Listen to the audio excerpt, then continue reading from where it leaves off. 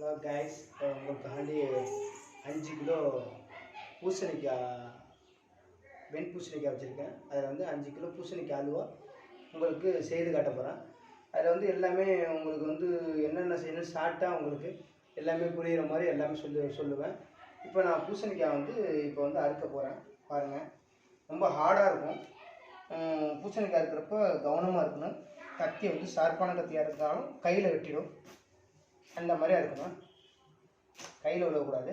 அறுத்துட்டு இந்த மாதிரி பாருங்கள், இந்த மாதிரி வெட்டிட்டு அப்புறம் சின்னதாக உங்களுக்கு செத்த முடியாது.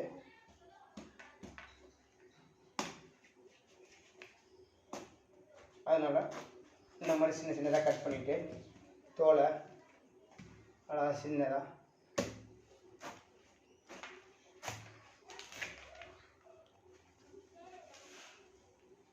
இந்த மாதிரி விட்டுட்டு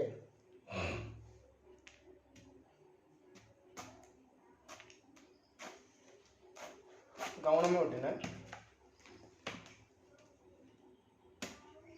உங்களுக்கு வந்து பூசணிக்காய் அல்வா வந்து வெண்பூசணிக்காய் வந்து உடம்புக்கு நல்லது. ஒரு மட்டனில் உள்ள ஒரு மாமிசம் உள்ள சத்து, கறியில் உள்ள சத்து வந்து இதில் இருக்குது. இந்த பூசணிக்காயில் இருக்குது. அவ்வளோ புரோட்டீன் இருக்குது. குழந்தைகள், பெரியவர்கள் எல்லாமே சாப்பிடலாம். இப்போ காய்ச்சி இப்போ வந்து வெண்பூசணிக்காய் வெட்டியாச்சு. இதில் உள்ள உள்பகுதி இந்த விதையோட இந்த விதையோட இந்த தண்டை எடுத்துடணும். உள்ள சுத்தம் பண்ணிட்டு இந்த தோலை அழகாக அப்படியே நல்லா செத்துணும். செத்தும் போது கவனம் இல்லாமல் செத்திக்கணும். அதையும் எடுத்துருங்க, சுற்றி போடுங்க. இந்த தோலை வந்து நல்லா நைஸாக சீவணும். சீவும் போது இந்த மேலே உள்ள பச்சை தெரியக்கூடாது. உங்களுக்கு இந்த மாதிரி பச்சையெல்லாம் இருக்கக்கூடாது. க்ளீனாக அழகாக பளிச்சுன்னு இருக்கணும். இந்த வயலில் இருக்க பாருங்க, எப்படி இருக்கு பார்த்தீங்களா? அந்த பாருங்க, அப்படி போட்டுருக்க பாருங்க. அந்த மாதிரி நைஸாக சீவிங்க. உள்ளே உள்ள தண்டுலாம் எல்லாம் எடுத்துருங்க.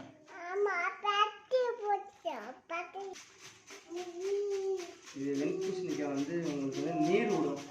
தண்ணீர் அதிகமாக விட்டுக்கிட்டே இருக்கும். இப்போ வந்து இதை மாதிரி நைஸாக இது இலச்சிக்கணும். கேரட் அல்வா இருந்தால் பால் கொடுத்து வேக வைக்கலாம். இது வந்து இது தண்ணியிலேயே இது வெந்துடணும்.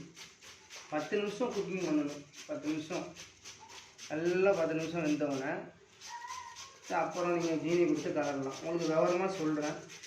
இந்த தண்ணியை வந்து வடிகட்டிடக்கூடாது. இந்த தண்ணியோடு வேக வச்சா தான் உங்களுக்கு டேஸ்ட்டாகவும் இருக்கும். பச்சை தண்ணி ஊற்றிடக்கூடாது அல்வாவில். ஆமாம்,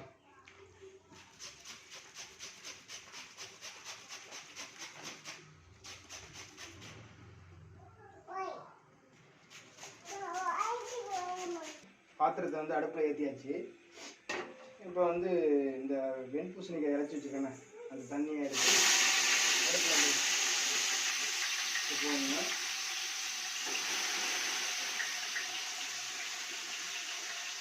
தண்ணி வந்து அதிகமான தண்ணி இருக்கும்.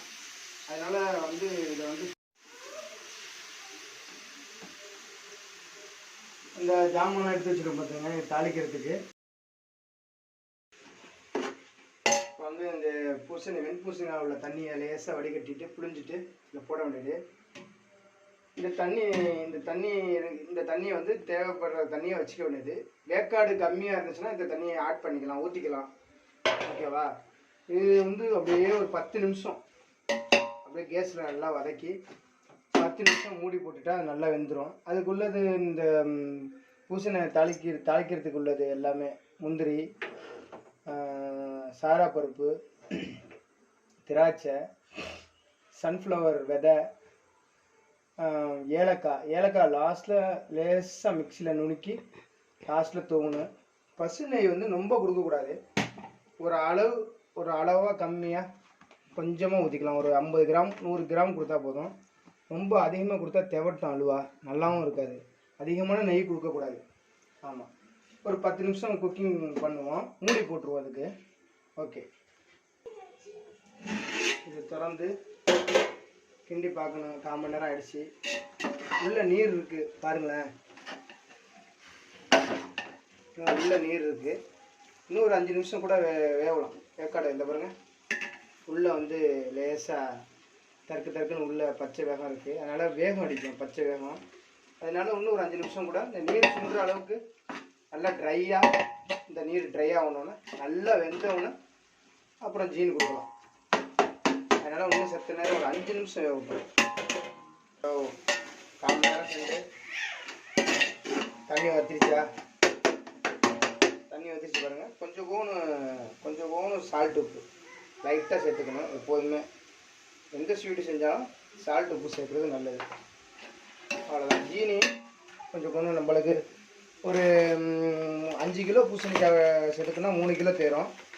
3 கிலோலாம் வந்து நம்மளுக்கு ஜீனி வந்து பூசணிக்காய் ஸ்வீட்டில் வந்து கம்மியாக தேரும். கம்மியாக வந்து சேர்க்கணும் ஜீனி வண்டியும்.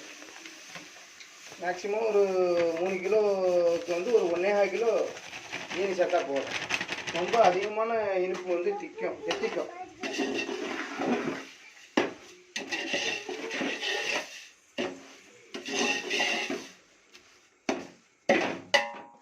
உங்களுக்கு கலர் தேவைப்பட்டால் குங்குமம் பூ போட்டுக்கலாம்.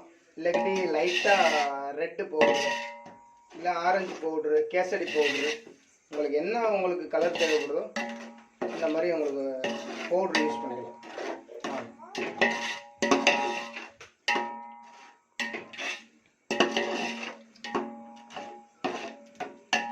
கேசரி பவுட்ரு சேர்த்தாலும் நல்லாயிருக்கும்.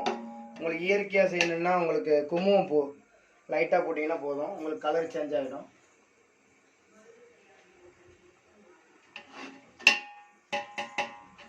கலரு சேஞ்ச் ஆகிறதுனால வெள்ளையாக இருக்கிறதுனால ரெட் பவுட்ரு கொஞ்சமாக லைட்டாக சும்மா பேருக்கு ரெட் பவுட்ரு சேர்த்தாச்சு. கொஞ்சம் கூட லைட்ஸாக திணங்கி வரப்போ கொஞ்சம் கூட நெய், ரொம்ப சேர்க்கக்கூடாது, லைட்டாக நெய் சேர்த்துக்கணும். அப்புறம் முந்திரி, பாதாம் பருப்பு, இந்த முந்திரி இது திராட்சை, சாரா பருப்பு, வெள்ளரி விதை, உங்களுக்கு வந்து சன்ஃப்ளவர் விதை, இதெல்லாம் வந்து தாளிக்கும் போது முந்திரி நெய் சேர்த்து தாளிச்சிக்கலாம். அவ்வளோதான். இது அப்படியே திருங்க வந்து கிண்டிக்கிட்டே இருக்க வேண்டியதுதான். கிண்டிக்கிட்டே இருந்தீங்கன்னா உங்களுக்கு அல்வா கலர் அப்படியே சிகப்பு, லைட் சிகப்பு வந்துருச்சு பார்த்தீங்களா, கலர் மாறிடுச்சு பாருங்கள். ஓகேவா? அப்படியே நல்லா இருந்தாங்கன்னா அல்வா பதம் வரணும்.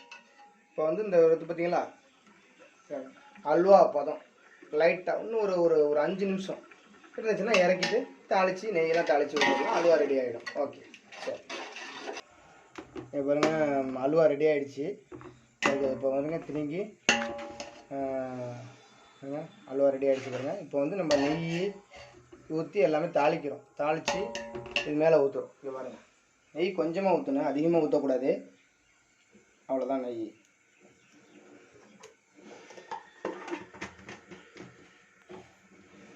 ஃபஸ்ட்டு நெய் மிதமான சூடு வந்தாலும் சிம்மில் வச்சுடணும். சிம்மில் வச்சுட்டு முந்திரி போடணும்.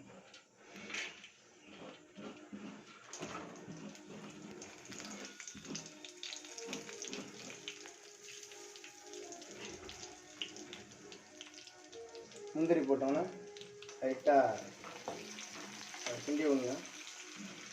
முந்திரி லைட்டாக ப்ரௌன் கலர் அதை லைட்டாக பொரிஞ்சு வந்தோன்னே திராட்சை போடணும்.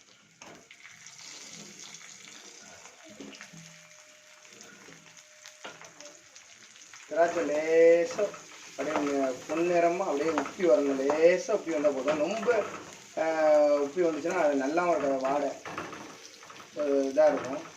இல்லை ஒரு கரெக்டாக லைட்டாக உப்பு வைக்க பாருங்கள். நெய் கம்மியாக சேர்க்கணும் இந்த ஸ்வீட்டுக்கு, அதிகமாக சேர்க்குறாங்க.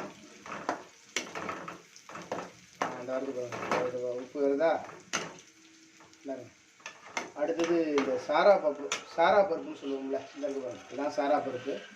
இதை லைட்டாக எண்ணெயில் லைட்டாக வறுத்துடணும். சரி, உங்களுக்கு என்ன பருப்பு வேணும்னு போடலாம். சாரா பருப்பு, வெள்ளரி விதை,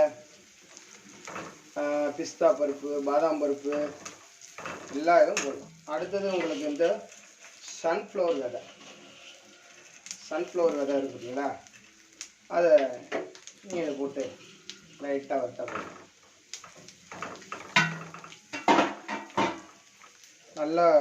நல்ல கலர் வந்துருச்சு. எடுத்து இதில் அல்வாவில் ஊற்றலாம்.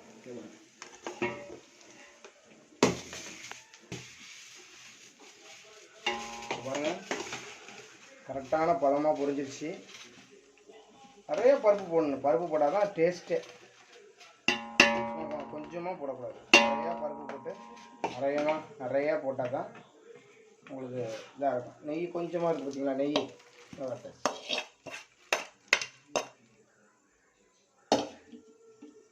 இப்போ பாருங்கள் அருமையான அல்வா ரெடி.